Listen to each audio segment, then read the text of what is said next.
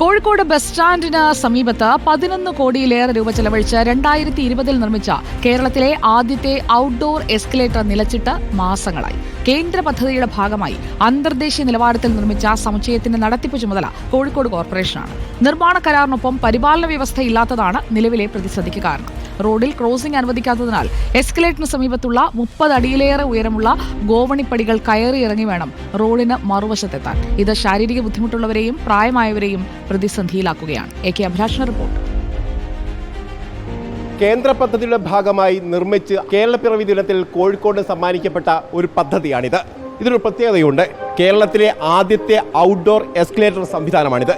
ഏതാണ്ട് 11 കോടിയിലേറെ രൂപ ചെലവഴിച്ച് പദ്ധതിയുടെ ഏറ്റവും പ്രധാനപ്പെട്ട ഭാഗങ്ങളിൽ ഒന്നാണ് ഈ എസ്കലേറ്ററും അതോടൊപ്പം തന്നെ മറ്റ് ലിഫ്റ്റ് സംവിധാനങ്ങളടക്കം ഇവിടെയുണ്ട്. പക്ഷേ മാസങ്ങളായിട്ട് ഇത് പ്രവർത്തനരഹിതമായി കിടക്കുകയാണ്. കോഴിക്കോടിൻ്റെ ഏറ്റവും തിരക്കേറിയ റോഡ് മുറിച്ച് കിടക്കുന്ന ആ ഒരു സാഹചര്യം ഒഴിവാക്കുന്നതിന് വേണ്ടിയാണ് ഇത്തരത്തിലൊരു എസ്കലേറ്റർ സംവിധാനം ഏർപ്പെടുത്തുകയും ചെയ്തത്. എന്താണ് നിങ്ങൾ സ്ഥിരമായി ഉപയോഗിക്കുന്ന ഒരു സംവിധാനമാണ്? ഞാൻ വടകരയിൽ നിന്ന് വരുന്നതാണ്. ഞാൻ ഡെയിലി ഉപയോഗിക്കുന്ന ഒരു എക്സലേറ്റർ ഇത്. പക്ഷേ ഇത് മാസങ്ങളായിട്ട് ഇവിടെ വർക്ക് ചെയ്യുന്നില്ല. യാത്രക്കാർക്കും മറ്റെല്ലാവർക്കും ബുദ്ധിമുട്ടുണ്ട്. ബസ് സ്റ്റാൻഡിലേക്ക് പോകുന്ന മെയിൻ വഴിയാണ് ഈ എക്സലേറ്ററും ഈ നടപ്പതൊക്കെ. എന്താണ് കാരണം എന്നറിയാം? കാരണം എന്താ അറിയില്ല, ഇപ്പോൾ അടച്ചിട്ടിട്ട് ഇപ്പോൾ കുറേ കാലമായി. അടച്ചിട്ട സമയത്ത് അവിടെ തുറന്നു ജനങ്ങൾ ക്രോസ് ചെയ്യാൻ പറ്റും, അതുകൂടി ചെയ്യാറില്ല. ഇപ്പോൾ ലിഫ്റ്റ് ഇപ്പം കേടാണ്. പ്രായമുള്ള ആൾക്കാരൊക്കെ ഇങ്ങനെ പല രീതിയിൽ അവിടെ നിൽക്കുകയാണ്. ചേട്ടാ, എസ്കലേറ്റർ വർക്ക് ചെയ്യുന്നില്ല, ബുദ്ധിമുട്ടല്ലേ? കാരണം ബുദ്ധിമുട്ടാണ്. 70 വയസ്സായി കയറാൻ പറ്റുന്നില്ല. അത് ചെയ്യാനാ ഇവരുടെ ഇപ്പോൾ കുറേ ദിവസം എത്ര ഒരു മാസത്തിൻ്റെ വേലായി ഇങ്ങനെ യാത്ര ഇങ്ങനെ നടന്നു പോകാനൊക്കെ ബുദ്ധിമുട്ടില്ലേ? വളരെ ബുദ്ധിമുട്ടാണ്.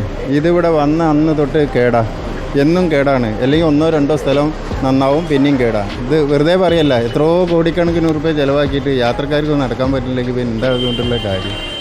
ഇത് തന്നെയാണ് പ്രധാനപ്പെട്ട പ്രശ്നം. കാരണം 4 വർഷത്തിലേറെയായി ഇതിൻ്റെ നിർമ്മാണം പൂർത്തീകരിച്ച് കൈമാറിയിട്ടുണ്ട്. പലപ്പോഴും ഇതിങ്ങനെ അടച്ചിട്ട നിലയിൽ തന്നെയാണ്. കാരണം മെയിൻ്റനൻസ് എന്നൊക്കെ പറഞ്ഞുകൊണ്ട് പലപ്പോഴും അടച്ചിട്ട നിലയിലായിരുന്നു.